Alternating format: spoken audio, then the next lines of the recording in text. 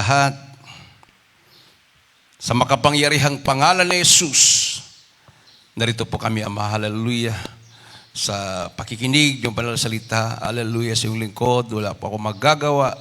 Sa ganang akin, ikaw Diyos magbigay sa akin ng karunungan at maglangis.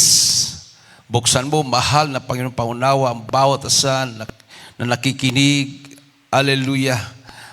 Lahat ng mga kapatiran dito sa Kawayan, City Isabela, at sa dako po ng Hong Kong, mahal na Panginoon. Hallelujah. Hipuin mo kanilang mga puso, ipaunawa mo sa kanilang ebanghelyo ng kaligtasan. Sa ganang akin kung magagawa at sa iyong dakilang pangalan, aking sinasaway, demonyo ng hadlang at pag-alinlangan, lumayas sa aming kalagitnaan. In Jesus' name. Hallelujah, hallelujah. Praise the Lord. Makabalik na po kayo sa inyong mga upuan, minamahal. Ang pinakamataas na pagpupuri, pagluwalhati, pagdakila, pagsamba ay sa ating pinakamamahal na Panginoong Jesus lamang. And we cherish the blessed teachings of our dearly beloved parents in the Lord. And I also greet the beloved Almeida family, the beloved children, children-in-law, grandchildren, and great-grandchildren.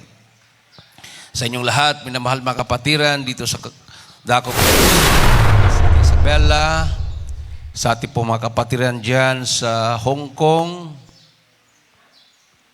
sa aking mga kasamang mga manggagawa at mangaral, sa lahat ng mga baguhan, beloved visitors, hallelujah, magandang tanghali na po sa lahat. Palakpakan natin ng malakas na palakpak ang ating mahal na Panginoon. Everybody say, praise the Lord. So kasabay po natin ngayon ang kapatiran natin sa Hong Kong. So yun po ang dahilan na kailangan exact po yung ating start ng preaching dahil na shortcut yung ating oras, no. Mas maaga yung ating pagkatapos ng choir. So niloob din ng Malapino yun para sa mga na late sa congregational singing. Amen. Yung mga hindi nakaabot ng congregational singing, no? Yung nakaabot lang solemn, so hindi sila nakaabot ng joyful songs. So at least nakapagpuri tayo sa mahal na Panginoon. Palakpakan natin ang ating Diyos na buhay. Kailangan talaga yung pagpupuri, minamahal. Masanay tayo sa mahabang pagpupuri. Ito ay hindi po pananakot, minamahal, pero hindi ko alam kung bakit napanaginipan ko noong after nating overnight, noong madaling araw. Natapos natin overnight, mga almost 12 o'clock. So, tulog. Sa panaginip ko, minamahal, nakita ko po yung napakaraming jet fighters. Gera. No, gera. Nakita ko yung mga kaibigan kong mga sundalo, mga general. Tinuturo nila sa mga sibilyan kung paano iwasan ang mga bomba. So, kailangan dumapa. Pagdapa, talagang nakita ko kung paano pagdapa. Well, hindi ka pwedeng mamili kung saan ka dadapa. Kumbaga, pag may putok, dapa ka kaagad kung saan ka. So, nung nag-demonstrate po yung general, pagdapa niya, maliban sa putik, tumama yung ulo niya sa basang-basang tain ng kalabaw. Pero wala siyang kumbaga, hindi siya umiwas doon. Kung saan tumama yung ulo niya, hindi niya inalis doon. Tapos nagsalita siya ganito ang actual. Sa actual na. Pag saan ka bumagsak, huwag ka nang kumibo. Para bang magpatay-patayan ka na. No? Magpatay-patayan ka kasi siyempre pag kumikibo ka, di babarilin ka pag makita ka. O kung saan ka na bumagsak, halimbawa, katulad sa nakita ko, yung ulo, maliban sa putik yung binagsakan niya, tapos tumama pa yung ulo niya sa basang-basa na tahi ng kalabaw, hindi niya inalis doon. Napatagilid pa siya pagbagsak, yung mukha niya na gano'n. Tapos mamaya, kinausap ko yung mga adults choir, yung mga nagluluto. Sabi ko, huwag kayong magluto ng napapanis. Ang lulutuin nyo, pwede nating bitbitin kung saan tayo tatakbo at tatagal ng mga ilang araw na hindi mapapanis. Yun ang sinabi ko. Sabi naman ng mga adults choir, opo Brad, halimbawa, pagdating natin sa isang lugar at matamaan tayo doon, hanggang doon na lang tayo. Kumbaga binibriefing ko na lahat. Huwag kayong matakot. Mamatay sa Panginoon.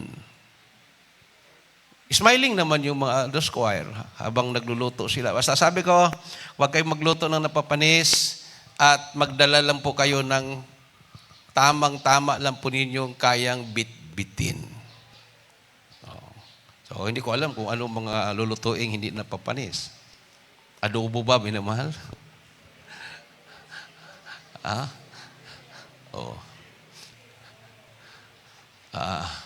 Tuyo? So, wala nang arti-arti dyan. May possibility dahil hinaharangan na ng Iran yung Strait of Hormuz. Yan yung dinadaanan ng mga tanker ng mga langis galing sa Kuwait, Bahrain, UAE, Qatar, Saudi Arabia. Pagharangan yon, wala lang supply ng krudo. No? So ngayon pa lang, mag-practice na tayo ng maglalakad. Amen. Kasi yung halimbawa, yung full tank ng sasakyan mo dati 2,000, baka 6,000 na. Times 3. Baka masigit pa doon. At may tendency rin na dito sa West Philippine Sea, mayroon ding haharang dyan. Yun namang ang haharangin naman dyan, yung mga cargo ships na ang mga karga, mga pagkain. So, ang mangyari niyan, kung haharangan yan, yung mga international cargo ship na mga nagkakarga ng mga pagkain, mga gatas, mga bigas, kung ano-ano man, hindi na makadaan. So, wala nang laman ang mga mall. Wala nang laman ang mga tindahan din. No? So, hindi malayong mangyari yan. Kasi gera nga. At walang ibang dinadaanan ang mga cargo ships, mga international cargo, dyan sa Taiwan. In between Taiwan at Batanes. Mayroong tinatawag dyan na Basi Channel ba yun? Pinag-aagawa na rin na yan ngayon kung sinong magkocontrol dyan. So kung magkagera, talagang pahirap. Tataas ang presyo ng mga bilihin, maraming magugutom, at kung yan ay pahintulutan ng malapi noon, mayroong ibig sabihin yan. Paraan yan sa hinahangad nating pagbabago. Amen. So siguro wala nang magnakaw niyan pag panahon na yan. May naman makukonsensya naman yung nagnanakaw, no? Ano pang nakawin nila wala na. So lahat makaranas ng kahirapan. So kung literal yung aking panaginip na huwag magluto ng napapanis o nasisira. Pero mayroon ding spiritual interpretation doon. Sa John chapter 6 verse 27, atin pong basahin. John chapter 6 verse 27. Dito po sa aklat ni Juan, sa talata po 27. Magsigawa kayo hindi dahil sa pagkaing napapanis, kundi dahil sa pagkaing tumatagal, sa buhay na walang hanggan, na ibibigay sa inyo ng anak ng tao, sapagkat siyang tinatakan ng Ama sa makatawid bagay ang Diyos. Amen. Ilocano po. Dito po sa Juan 6, ang talatay 27, sa Ilocano version. Agtrabaho kayo, saan ang gapu iti taraon ang mapukaw, no diket gapu iti taraon ang mataginayon, amay paay iti biyag ngagdanayon, nga itid kada kayo ti anak ti tao, taiso paniknekan na ti Ama a Dios. Amen. Labor not for the meat which perisheth, but for that meat which endureth unto everlasting life, which the Son of Man shall give unto you. For him hath God the Father sealed. Palakpakan natin ang ating mahal na Panginoon. So mayroon parang tinutukoy dito sa Biblia na pagkaing hindi napapanis. Amen. Amen. O, di ba? Yun yung pahalagahan natin. Yung hindi literal na pagkain. Yung pagkain na yon na sinasabi ng Bible na hindi napapanis. Na pag nakain mo yon, di ka magugutom. Katulad ng mga prayer warriors kasama ang mga pastor, kahit pinaayuno kami ng 7 days and 7 nights without water and food, buhay kami. Sa loob ng 3 buwan, ang mahal na pastor hindi kumakain, buhay. Palakpakan natin ang ating Diyos na buhay. Everybody say praise the Lord. So kailangan patatagin natin ang ating pananampalataya. So yung mga kapatiran na hindi na dumadalo dahil busy sa kanilang trabaho, pagdating ng panahon, ma-realize nila, hindi pala yun ang importante. Kailangan pala unahin ang mahal na Panginoon.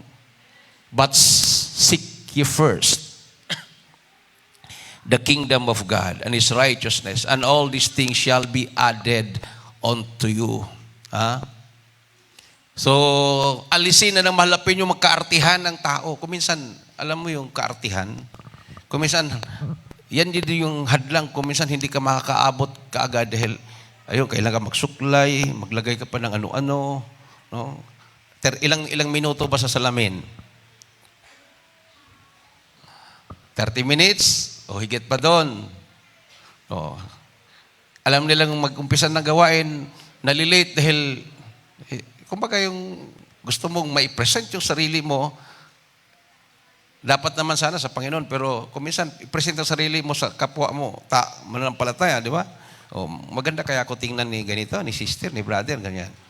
So pagdating ng panahon, hindi na kailangan yun.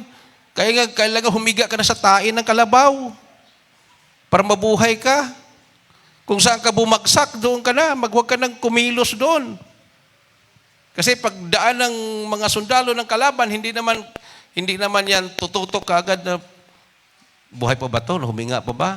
Basta kung sino lang yung nadaanan na kumikilos, bang! Barilin nila para mamatay.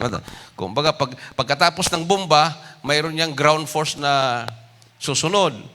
Tingnan kung sino pa ba yung buhay. Kung hindi ka marunong magpapatay-patay dahil ang nabagsakan mo tayo ng kalabaw, bangon ka na ganun ka, wala makita ka doon. Kung nabagsakan mo mga langgam, yung mga ants, tiisin mo yung kagat. Huwag kang kumilos. Ganun yun. So, matanggal yung kaartihan. Amen. Kahit wala ng suklay yung buhok mo. Kahit ano ng amoy mo. Kahit hindi ka na nagbibihis. Basta mag-survive lang. Kahit walang lasa yung pagkain. Kahit bahaw na yan. Basta may laman lang sa tiyan. Nakuha po niyo minamahal. Everybody say praise the Lord. Talaga namang, yung, yung pride talaga matunaw, no? Matunaw yung pride. Pantay-pantay na talaga pagdating ng panahon na yan. Yung mga mayayaman, nakatira sa mga 5-star hotel, 7-star hotel, katulad sa Dubai, may 7-star hotel doon. Takot na silang tumira doon, dahil binubumba yung mga hotel eh. Doon tinitira yung mga sikat na mga pinupuntahan ng tao. Kasi gusto nga nila babagsak, makiramay, damay-damay na. Babagsak yung buong mundo, maghirap. At doon naman, unti-unting tatayo ang magkokontrol sa buong mundo. Kontrolin yung pagkain, kontrolin yung gobyerno, kontrolin yung relihiyon. One religion, one government, one economy. Ayan. Yan ang tinatawag ng 666. Kung naranasan natin, panahon sa pandemic, mas higit pa doon. Everybody say, praise the Lord. Isang malakas at matunog na palakpak sa ating mahal na Panginoon. So, siyempre, mag-away-away na yan, magsisihan na yan. No? Magsisihan na. Sabihin ng iba, bakit kasi pinahintulutan na mayroong Amerikano na base dito sa Pilipinas? So, sisihan na yan. Magkagulo na. No? Pero kung tanungin mo ang mga kapulisan at kasundaluhan, sabi naman nila, huli na ang lahat. Dapat raw, noon pa man, ang Pilipinas, bumili na ng mga missile din na pang-intercept. Ibig sabihin, kung wala yung Amerikano, ikaw bibili ng sarili mo. Bibili ka at pang-intercept, mga barkong pangdigma. Noon pa daw yan, dapat mayroon na. Sabi ng aking mga nakausap na nasa panungkulan dahil ninakaw kasi, kinurap. So hanggang ngayon, ang ating pong mga armas ng ating mga kasundaluhan, wala. Tatawanan lang tayo ng China. No? Milyon-milyon o bilyon-bilyon o trilyon-trilyon ang nawala. So, yan na nga, minamahal. Hindi pa huli ang lahat. Hindi naman tayo umaasa dyan. Ang pag-asa natin sa Panginoon. Amen. Everybody say, praise the Lord. So, mayroon pong tinatawag na, yun yung kailangan natin paghandaan, yung tinatawag na gera within. Yung battleground, the battleground na nasa sarili mo. Ikaw mismo, na mayroon kang gera dyan. May sarili kang gera. Sabi nga ng Bible, sa spiritual battle, we wrestle not against flesh and blood. For our struggle is not against flesh and blood, but against the rulers, against the authorities, against the powers of this dark world, and against the spiritual forces of evil in the heavenly realms.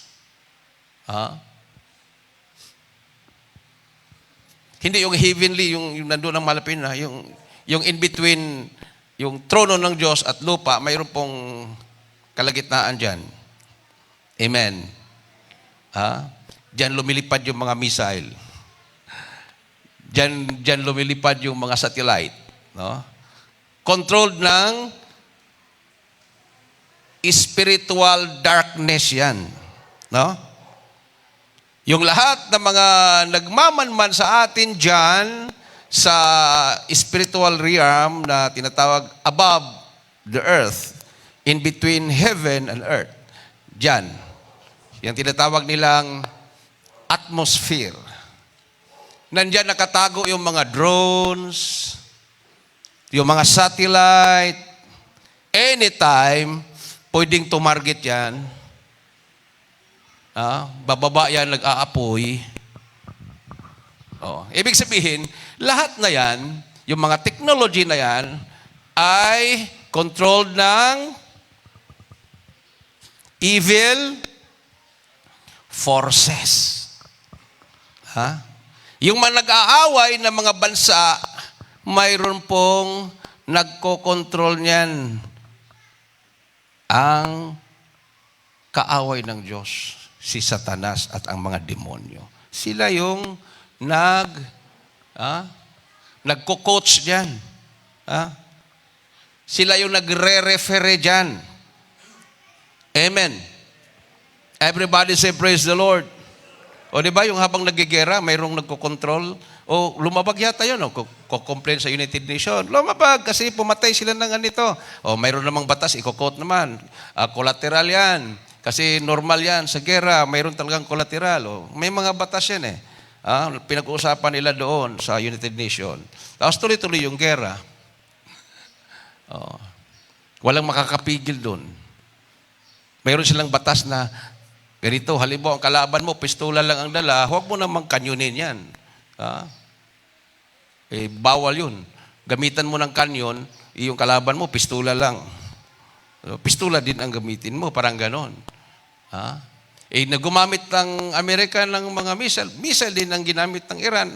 Paggagamit na ng mga high-powered hanggang nuclear bombs na yan. Pag may gagamit sa kanilang nuclear bombs, labas na rin yung nuclear bombs nila. So, controlled sa spiritual darkness. Tayo, mga Kristiyano, na mulat sa katotohanan, hindi po tayo nakikisawsaw doon. Pero affected tayo. Amen. Alam nagigayrain, manunood ka lang. Hindi ka affected. Affected ka. Yung pagtaas lang ng presyo ng krudo, gasolina, affected ka na. Kung wala nang supply ng mga pagkain, yung tindahan mo na maliit na sari-sari store, wala ka ng paninda. Oo. Pag wala na magta-travel, hindi na may travel yung mga palay, yung mga bigas, wala nang supply na bigas sa Metro Manila. Dito na lang ma-stock sa Cagayan Valley. Kasi mahal na ang krudo. Or kung gutom na talaga, haharangin na ng mga tao yung mga truck. Aagawin na nila yung mga bigas na doon, nakakarga, di ba? Makontrol mo ba yun? Katulad nung nangyari sa Tacloban. Ano ba yung bagyo doon na tumama sa Tacloban? Tagal-tagal na yon. Ano? Yolanda. Anong balita? Di ba? Diransak yung mga mall, yung mga sari-sari store. Kinuha na yung mga pagkain doon. Tapos mayroong mga religious leaders na tinanong, kasalanan ba yon? Sabi naman ng mga religious leaders, hindi daw kasalanan yon kasi survival. Pero ang mga anak ng Diyos, sa Leyte, anong ginagawa? Mayroong lugar na nandun sila nagtitipon. Nag-fasting sila, nagpuri. Hindi sila nakilinya doon sa mga namimigay ng mga ayuda. Yung namimigay ng ayuda ang pumunta sa kanila at ibinigay yung para sa kanila. Palakpakan natin ang ating mahal na Panginoon. Hindi sila nakikipagtulakan. Hindi sila nakipagtulakan. May karanasan ako ng ganyan, may namahal. Nung tinamaan ng earthquake ang Baguio. 6 months, hindi ka pwedeng mag-travel. Daming landslide. Ang Baguio City, amoy patay. Kahit saan, kasi maraming natabunan doon. Mayroon pang sinihan doon na 100 plus yung nanonood. Wala nakaglabas kahit isa. Bumagsak yung sinihan. Bagsak ang University of Baguio. Dami pong mga natabunan doon. Pag pumupunta kami ng Baguio, pag may nabalita namin namimigay ng bigas at sardinas, nilalakad po namin yun from Trinidad to Baguio, 6 kilometers. Nangangatin na. Maraming mga imported. Galing Australia, galing Amerika, walang nakakain ng imported. Pinalitan yung dumating ng imported, pinalitan ng lokal na mga sardinas na expired. No? Kahit may kalamidad, may corruption pa rin. Amen. Everybody say praise the Lord. At saan kami pupunta? Isa lang ang nagkontrol, Cathedral ng Baguio. Tanungin ka pa kung anong relihiyon mo. Anong sabi ng aking pastor? Kasi hindi pa naman ako Jesus Miracle Crusade noon. That was 1990. Nakadalo ako dito 1991. 1990 yun. Anong sabi ng aming pastor? Pag tanungin kayo kung anong relihiyon nyo, sabihin nyo Katoliko para makakain tayo. Kasi hindi nila binibigyan pag hindi Katoliko. So, ganun. Eh, paano kung tataka na ng 666 yun? So, di mapilitan ka. Mabuti na lang si Jesus Miracle Crusade, mamatay, mabuhay, tinuruan tayo, tumayo sa ating pananampalataya sa mahal na Panginoon. Everybody say, praise the Lord. Isang malakas at matunog na palakpak sa ating mahal na Panginoon, minamahal. Efeso 6:12, at ipong basahin. 6:12 ng Efeso. Dito po sa Efeso 6, talata po 12. Sapagkat ang ating pakikibaka ay hindi laban sa laman at dugo, kundi laban sa mga pamunuan, laban sa mga kapangyarihan, laban sa mga namamahala ng kadilimang ito sa sanlibutan, laban sa mga ukol sa espiritu ng kasamaan, sa mga dakong kaitaasan. Amen. Sa Ilocano version. Dito po sa Efeso 6, ang talatay 12. Tati pan nakidangadang kayo sa may busor iti lasag kendara.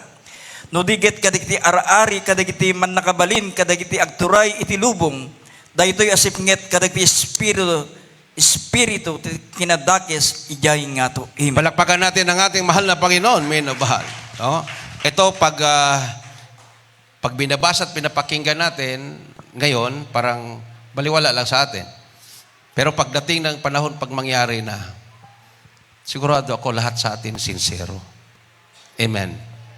Kahit mga kabataan, kasi yan ang unang maapektuhan eh. Ha? Yung mga kabataan natin, mga apo, mga maliliit yan, pag panahon ng pag-aaral sa salita ng Diyos, wala silang pakialam dyan. Pero pagdating na mangyari na to, sila yung unang maapektuhan. Hindi nila kayang walang pagkain. Sila yung maiyak-iyak dyan. Sila yung maglulupasay sa gutom. Oo. Dapat, ngayon pa lang, makinig na sila sa salita ng Panginoon para makapaghanda sila. Amen. Pero na-addict sila sa cellphone eh. Sana maaprubahan yung batas sa Kongreso. 16 years old pababa, bawal na sa cellphone. Pagbawalan na yon, 16 years old pababa. Sana maaprubahan yan para mag-concentrate na yung mga kabataan natin. Amen. Kasi nakakasira talaga yan. Daming nasisira dyan. Daming nasira. Yung level ng kanilang kaalaman, wala na. Tanungin mo ng 1 plus 1 yan. Itutuplok pa nila yan sa sa cellphone. 1 plus 1. Ay, 2. 10 plus 10. 10 plus 10. Pero nung wala pang cellphone nung unang panahon, kahit 100 times 100, alam ng mga bata. Pero ngayon, simpleng, nagre-rely na sila doon. Wala na. Hindi na muna mautusan. Iba na yung kanilang mga ugali. Dahil sa exposure. Sabi nga ng Daniel, Book of Daniel, pagdating ng panahon, uuswag ang kaalaman at ang mga tao ay lalayo sa Diyos. Everybody say, praise the Lord. Oh. Kailan ba nag-umpisa yung cellphone? 18th century? 16th century?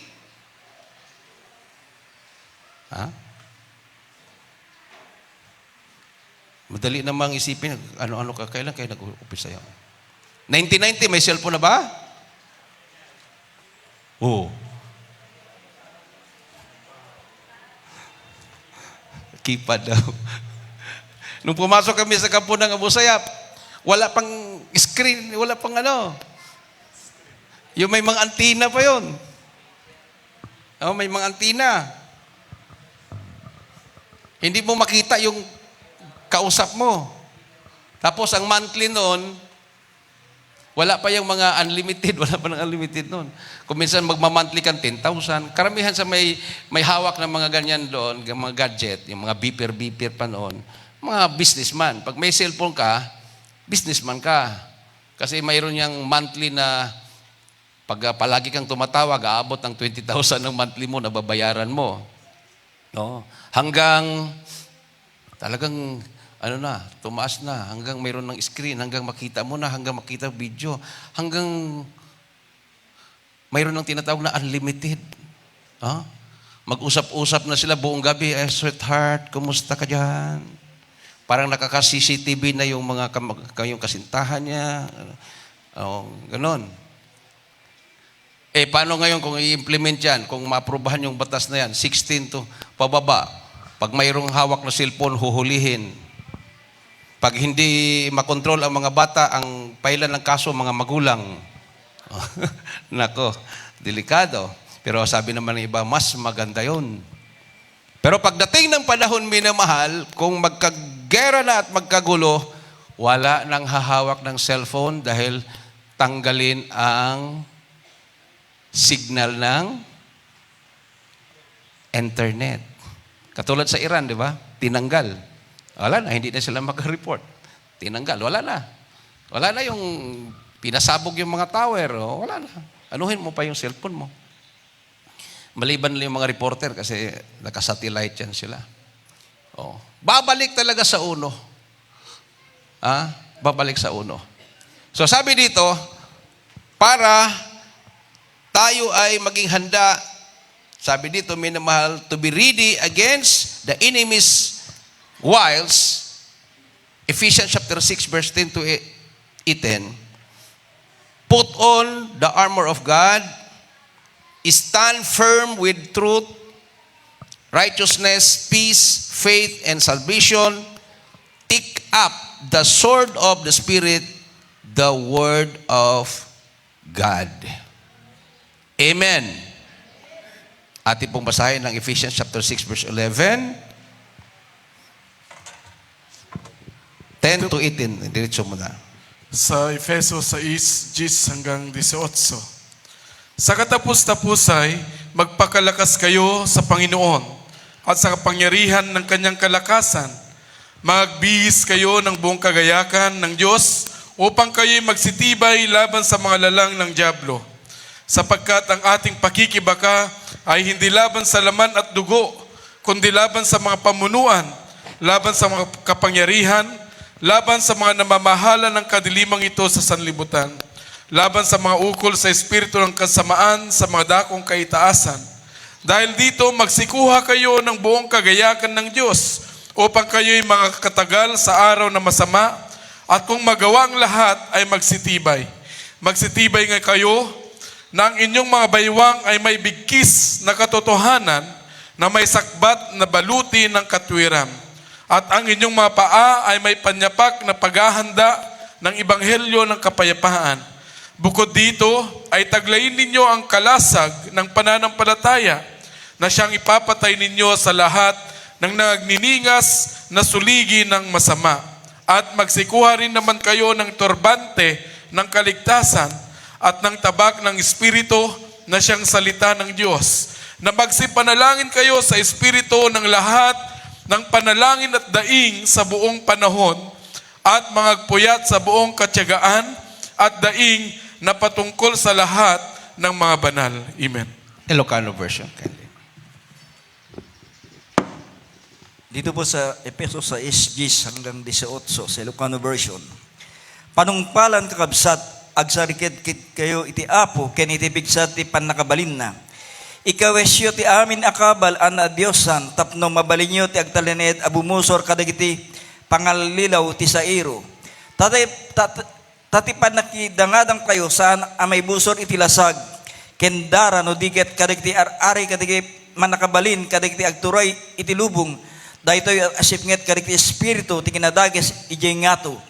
Kapuna alain nyo ti amin akabal ana Diyosan tapno mabalin nyo ti sumariked inton dakes ngal daw ket inton naisaganayon amin adda kayo a sensitive care. Bumilig kayo nga rod as ibabarikas kayo iti kinapudno kiyan si kakawes kayo iti kabal ti kinalinteg ket si sapatos kayo ti panakay sagana ti ebanghelyo ti kapya nang runa unay alain nyo akalasag ti pamati iso amabalin yun to apang sarapa kadiktiso amin a dumardarang agayang ti sairo alain nyo met apan nakakabal ti ulo ti panakasalakan ken ti kampilan ti espiritu nga iso ti sao ti Dios nga agdawdawt kayo akan kanayon babaen ti espiritu kadagiti dawdawt ken karkararag ket agsalugag kayo ti may payay ito'y abuyugan iti amin na panagtalinaed ken panangidawdawat kay ti iso amin asa santo. Amen. Pakihanda ang huling talata, James chapter 4 verse 7. So, narinig po natin, no? Put on the full armor of God so that you can take your stand against the devil's schemes. Amen. So dito na po minamahal yung kailangan ng mga kapatiran, buong-buo yung kanilang paglilingkod. Nandiyan yung whole armor of God. Paano ka makasuot ng whole armor of God kung pasulpot-sulpot ka lang sa banal na gawain? Sa linggo ka lang nakikita. Bakit kung magkaroon ng gera? Linggo la ba ang gera? O, di ba? Yung pakikipagbaka natin, ang pakikipaggera natin sa kaaway na hindi nakikita, araw-araw yun. Amen. So, advantage yung tapat na dumadalo, pinagsusumikapan, baka doon pa kayo makapag-isip na dadalo ka na ng Miyerkules at overnight kung wala ka ng masakyan. Sa bagay, naobserbahan ko yan nung na-assign ako sa Leyte, kung sino yung pinakamalayo at naglalakad, nilalakad nila yung gitna ng kabundukan, sila yung mainit na dumadalo. Sila yung pinakauna pang nakarating. Kasi nandiyan yung kainitan eh. Hindi mo naman magagawa yun kung hindi ka revive sa paglilingkod mo. Kahit marinig mo na yung nag-umpisa na, kahit marinig mo na nagtugtugan na, kung hindi ka na revive, kahit nasa gilid ka lang, kung hindi ka tinawag ng malapinoon, hindi ka talaga papasok dito at sasabay sa pagpupuri. Everybody say, praise the Lord. Palakpakan natin ang ating mahal na Panginoon. Pero pagdating ng kaguluhan, sigurado yan. Kung magpantre tayo uli, punong-puno yung gate natin. Amen. No? Pati pa yung dumadaan na hindi taga rito, taga barangay doon sa mga bundok-bundok. Nakilinya pa, di ba? So, hindi lang sana doon. Hindi lang sana doon sa pagkain nabubulok at napapanis, kundi sa pagkain na hindi nabubulok at hindi napapanis, ang salita ng mahal na Panginoon. Everybody say, praise the Lord. James 4:7, huling talata, ating po mga singers and instrumentalists, paki-prepare. Sa Santiago 4, talata po 7, pasakop nga kayo sa Diyos, datapwat magsisalangsang kayo sa dyablo, at tatakas siya sa inyo. Amen. Ilocano version. Dito po sa Santiago 4, ang talatay 7. Paitoran kay ngarod iti Diyos, ngem bakal kayo iti dyablo, ket isu agtalaw to kada kayo. Amen. Submit yourself then to God. Resist the devil and he will flee from you. Palakpakan natin ng malakas na palakpak ating mahal na Panginoon. Paano natin labanan si Satanas? Submit yourselves then to God. Isuko mo ang buhay mo sa Panginoon. Hindi sinabi dito, magpamimbro ka sa reliyon. Mayroon akong nabasa na proud na proud sila. Nagbalikan daw sa Katoliko yung mga pastor, nagbalikan daw yun sa Katoliko yung mga ibang relihiyon. Hanggang doon lang, proud na sila doon. Sana, nagbalikan sa Diyos, hindi nagbalikan sa relihiyon. Amen? Pag sinabing nagbalikan sa Diyos, yung mga lasinggero, nagbagong buhay na, yung mga bakla, mga tumboy, nagbagong buhay na, yung drug addict, nagbagong buhay na, ayun, tuwang-tuwa ang mahal na Panginoon doon. Ano ngayon, kung galing ka sa iba't ibang reliyon, nagbalik ka sa Katoliko, ganun pa ng buhay mo. Or baka naman, ang isang pastor, nagbalik sa Katoliko, naging lasinggero na tuloy. Samantalang nandoon siya, kumbaga, yung kababasa niya sa salita ng mga Pinoon, nakakonvict siya, hindi siya gumagawa ng kasalanan. Ngayon, kung babalik siya doon at nakita niya ginagawa, common na ginagawa ang mga bisyo at sasabihin, pag makabalik ka na dito, ligtas ka na. Di ba kasinungalingan yun? Ligtas ka? Isa kang binago ng Diyos, born again, babalik ka doon, tapos mag-inom-inuman ka na. Kasi nakabalik ka na sa relihiyon na sinasabing itinayo ni Kristo. Ayan, inom ka na, bababae ka na, lahat na gagawin mo doon, okay na. Kalukuhan po yun, minamahal. Amen. Pero kung magbalik sa Diyos, lahat na relihiyon walang exempted. Makatoliko ka man, may iglesia ka man, Sabadista, ano man ang relihiyon mo, born again ka man, o ano bang tawag mo, importante, magbalik loob sa Diyos. Everybody say, praise the Lord. Palakpakan natin ang ating mahal na Panginoon. Dahil hindi relihiyon ang babalikan, ang mga taong lumakad sa katuwiran ng mahal na Panginoon. They repented, kasi may 4 na reglamento kaligtasan. Repentance. Faith, repentance. Baptism in water in the name of Jesus Christ. And baptism of the Holy Spirit. Awitan po natin ang ating mahal na Panginoon, may namahal. Sa lahat po ng mga baguhan na narito, diyan po sa dako ng Hong Kong, kung mayroon po mga baguhan diyan, ilapit niyo sa harapan. Sa lahat na makapanood sa live na to, minamahal. Now is the day of salvation. Now is the accepted time. Tuso ang kaaway. Sabihin ng kaaway, total, mamatay naman kayo lahat. Huwag na ninyong hanapin ang Panginoon. Mamamatay naman lahat Saan mapunta? Pag mamatay ang tao na walang Panginoon, mapunta sa Kanya.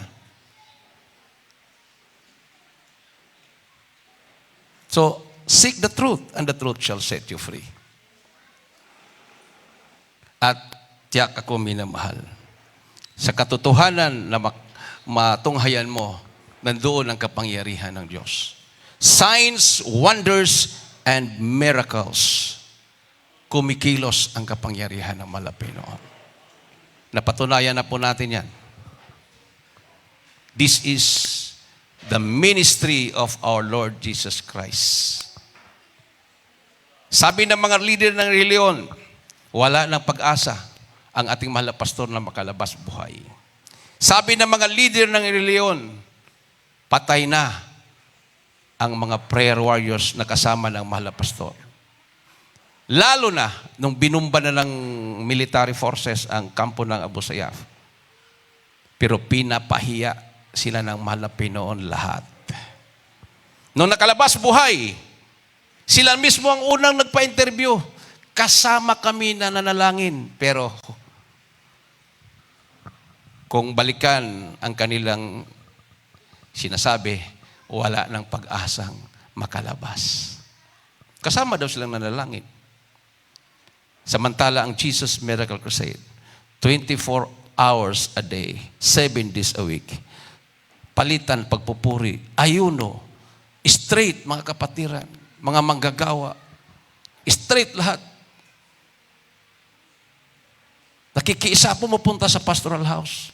Yung lahat na nangyayari nung kasagsagan ng misyon sa kampo ng Abu Sayyaf na binumba at binumba ng mga puwersa ng gobyerno ang kampo ng Abu Sayyaf, nandoon ang mahal na pastor.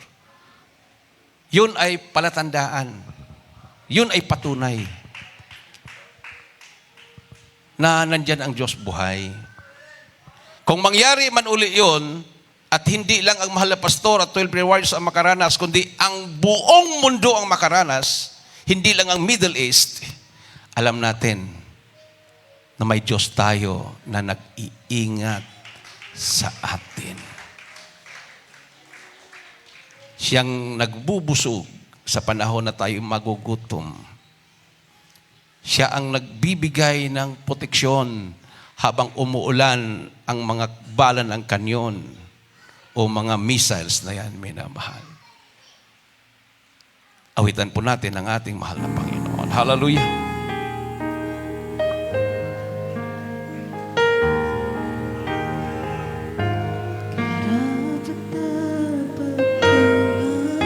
Sambahin, karapat-dapat ka nga purihin ang iyong kabanalan, ang iyong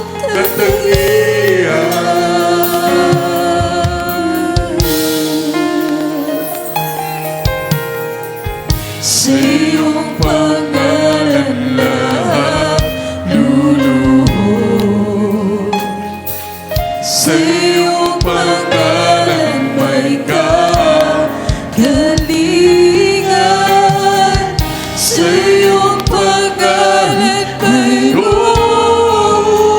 kaligtasan. Ikaw si Jesus, ang manunubos. Sa iyong pangalan kami mananahan.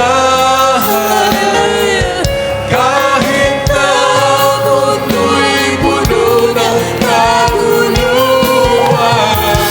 paligid man namin di na maunawan. Jesus, ika'y patuloy na papupurihan.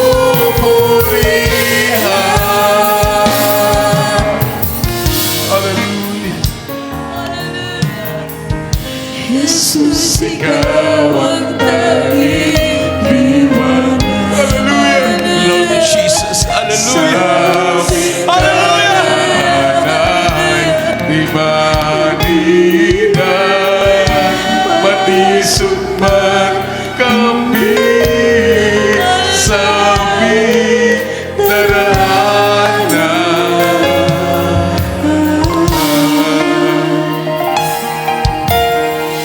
Sa iyong pangalan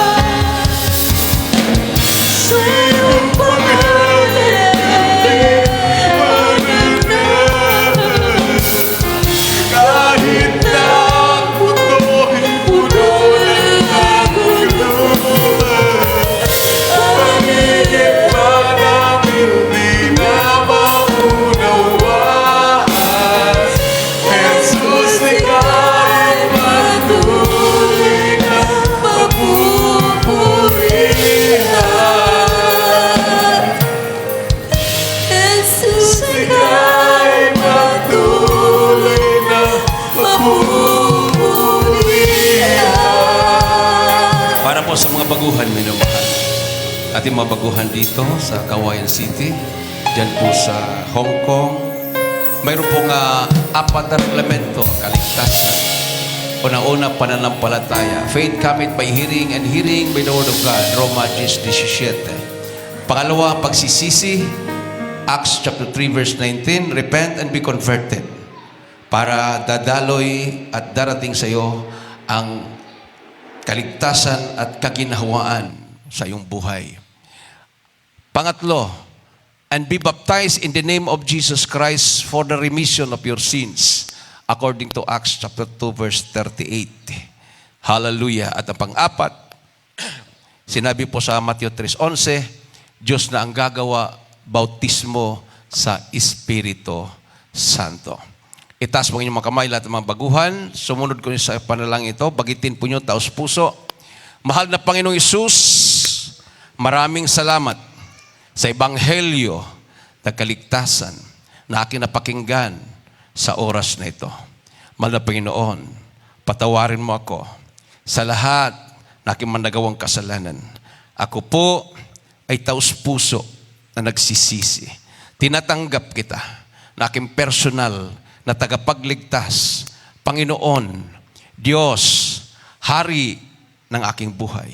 Pumasok ka sa aking puso. Isulat mo aking pangalan sa aklat ng buhay sa kalangitan. Iligtas mo ako. 10, aking mamahal sa buhay. Ako'y maglilingkod sa iyo mula ngayon hanggang sa iyong pagbabalik. In Jesus' name, I pray. Amen. O dakilang mga Diyos na makapangyarihan sa lahat. Sa lahat na tumagap sa malupinon, bilang Panginoon tagapagligtas ng kanilang mga buhay, patawarin mo sila sa kanilang mga kasalanan, baguhin mo kanilang mga buhay. Gawin mo silang tunay na Kristiyano. Isulat mo kanilang mga pangalan sa aklat ng buhay sa katan. Iligtas mo sila malupinon, 10 kanilang mamahal sa buhay. In Jesus' name I pray. Amen and amen. Praise God. Ilagay po yung kanang kamay nyo sa ulo, kaliwang kamay sa parte ng katawan na mayroon pong karamdaman. Hallelujah. Bagitin po nyo yung ano po yung mga sakit at isama po natin sa panalangin. Minamahal ang ating po mga kababayan, ang ating po mga kapatiran sa dako po ng Middle East, affected po ng kaguluhan. Hallelujah. O dakilang mga Diyos na makapangyarihan sa lahat, pinakamamahal namin po yung sus, minsan pamahal na Pinoon. Humingi po kami ng kapatawaran sa mga kami nagkulang, nagkakamali. Ano mga may naisip na gawa, nabanggit na may mga labi na hindi kaya-aya sa iyong banalapan, patawarin mong bawat isa mahal na Pinoon. Bunga ng mga panalangin ng iyong nilang isa ng aming kagalang-galang at minamahal na Pastor Will Salmeda, 10 panalangin kanyang buong pamilya. Sama-sama naming dinalangin, mahal na Panginoon, ang aming pumakapatiran sa dako po ng Middle East. Ingatan mo sila, supplyan mo sila sa lahat ng pangailangan, ilayo mo sa mga kapamakat disgrasya, sa mga kapatiran may makaramdamang taglay, pagaling mo sa malang kaparaanan. Aking sinasaway, demonyo ng karamdaman, sakit sa puso, high blood diabetes, cancer, demons of incurable sickness and diseases, vices, problems, unbelief and doubts, poverty, cast out, sickness, be healed right now in the mighty name of Jesus. Hallelujah. In Jesus' name. In Jesus' name. Amen and amen. Praise the Lord. Hallelujah. Tumayo po tayong lahat, lalo na po kasama na po ang ating po mga kapatiran dyan sa Hong Kong, minamahal. Tumayo po tayong lahat. Itaas po natin ang ating po mga kamay at tumalon po tayo ng 3 beses. Sabay-sabay po nating isigaw sa malakas na tinig ang makapangyarihang salita, ang Hallelujah, praise the Lord, 3 times. Hallelujah, praise the Lord. Hallelujah, praise the Lord. Hallelujah. Praise the Lord. Everybody say praise the Lord. Hallelujah. At tayo po minamalay, hindi na po magtagal dahil nag-antay po sa akin yung mga kababayan po natin dyan sa Alikawkaw Gymnasium. Meron po silang People's Assembly ngayon alauna ng hapon. So, invited po tayo na tayo po ang opening prayer doon. So, ibigay ko na po ang pagkataon sa ating pong beloved brother Danny Bautista para po sa ating special offering at announcement. God bless. God bless din sa ating mga kapatiran dyan sa Hong Kong. God bless po.